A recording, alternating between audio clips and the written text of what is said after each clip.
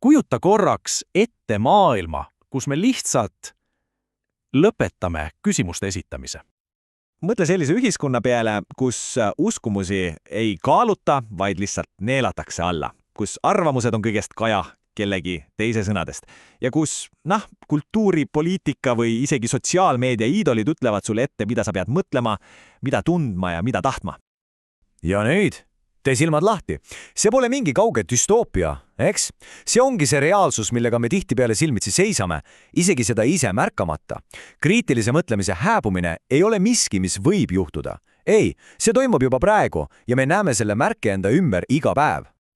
Me räägime siin tõelisest mõtlemise kriisist ja see pole mingi suur pauk, mis ühel päeval käib. See on pigem nagu aeglane erosioon, mis uhub meie iseseisvust iga kord, kui me tarbime infot ilma, et küsiks, aga miks? Või kas see on ikka tõsi? Ja iroonia on ju see, et paljud meist peavad end täiesti vabadeks mõtlejateks. Aga kui aus olla, siis kui tihti me oleme tegelikult aheldatud tänapäeva iidolite külge. Ja need iidolid ei pea olema kuldsed vasikad. Need on kuulsused, poliitikud, sotsiaalmeedia staarid või isegi need suured narratiivid, mis lubavad meile lihtsalt tõde, aga tegelikult pakuvad lihtsalt mugavat konformsust. Okei, aga mis selle kõige taga siis on? Mis seda erosiooni põhjustab? Tegelikult on siin 2 peamist süüdlast. 2 jõudu, mis teineteist aina tugevamaks teevad. Ja esimene neist on kaasaegne teadmatus. Ja kui me räägime kaasalisest teadmatusest, siis see pole lihtsalt see, et sa, midagi ei tea. Ei, see on hoopis teadlik valik. Tahtlik silmade sulgemine faktide ees, mis meile ei meeldi või meie maailmapilti kõigutavad. Ja algoritmid, need teevad selle eriti lihtsaks, luues meile mugavaid kajakambreid. Ja selle teadmatuse parim sõber on iidolikultus. See nõuab meilt täielikku pimedat lojaalsust, olgu selleks siis mõni poliitiline liider, bränd või ideoloogia. Friedrich Nietzsche tabas siin naela pea pihta, kui ta ütles, et inimesed eelistavad tihti kummardada valesid iidoleid, sest see vabastab nad ise mõtlemise koormast. Ja nii see ju ongi, eks. Oma mõistuse kasutamine on raske töö. Palju lihtsam on anda see vastutus kellegi teise kätte. Aga see on mugavus, mis teeb vist orjad. Aga miks? Miks me oleme sellele kõigele nii vastuvõtlikud? Mis teeb meist nii kerge saagi?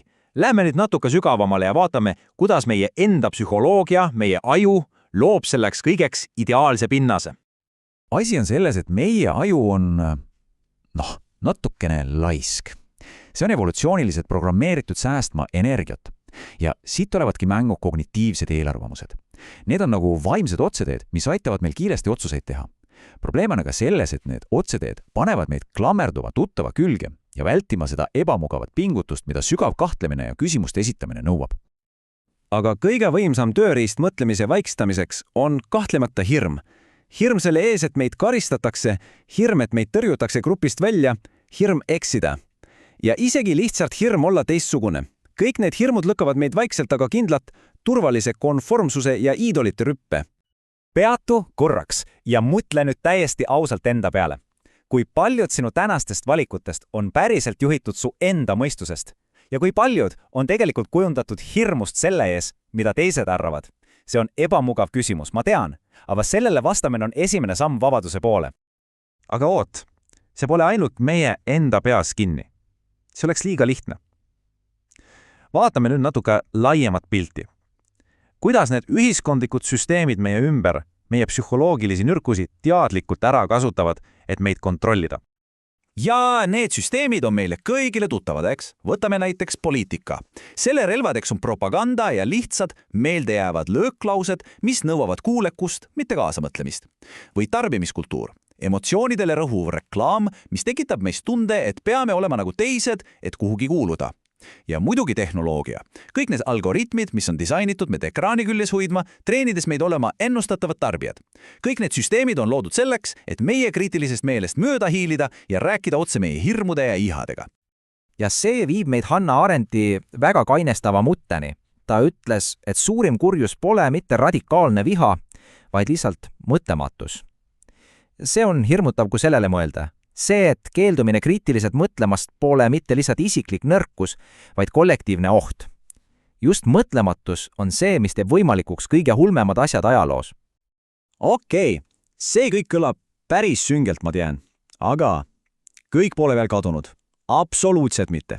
Nüüd on aeg liikuda probleemide kirjeldamiselt lahenduste juurde. vaatame, kuidas me saame selle vaba ja julge mõtlemise kunsti endas uuesti ellu äratada. ja siin sobib ideaalselt Immanuel Kanti kuulus üleskutse valgustusajastust: julge teada, olgu sul julgus kasutada omaenda mõistust. See ongi asja tuum. Kriitiline mõtlemine pole lihtsalt mingi tehnika, see on julgustükk. See on teadlik valik. Niisiis, kuidas seda julgust leida? Siin on 4 praktilist sammu sellel teel vabaduseni. Esimene, teadlikkus. Lihtsalt hakka märkama. Pane tähele neid hetki, kui sind püütakse panna tundma, mitte mõtlema. Teine, distsipliin. Arenda endas harjumust otsida aktiivselt ebamugavaid tõdesid. Loe midagi, mis su maailmapildi proovile paned. Kolmas, dialoog. See on ülioluline. Ära sildista neid, kes sinuga ei nõustu. Püüa neid päriselt kuulata ja mõista, isegi kui sa nõus ei jää. Ja neljandaks, kõige raskem, aga kõige tähtsam, julgus. Julgus tegutseda oma teadmiste põhjal, isegi kui see tähendab, et pead seisma üksi ja vooluga vastassuunas ujuma. Nii et te näete, kriitiline mõtlemine pole lihtsalt mingi oskus, mida CV-sse punna. See on midagi palju enamat. See on vabaduse akt. See on tegu, millega me kuulutame, et meie mõistus on meie oma ja me võtame vastutuse oma elu üle tagasi. Ja kaalul on tõesti kõik, sest kui sa loobud oma võimest küsimusi esitada, siis sa loobud tegelikult iseendast. Sa annad ära selle, mis keeb sinust unikaalse indiviidi. Niisiis, lõpetuseks üks provokatiivne mõte. Selles lõputu müra ja lihtsate vastuste maailmas on iseseiseval mõtlemine kõige ehtsam vastupanu vorm. Ja küsimus sulle on lihtne. Kas sina julged?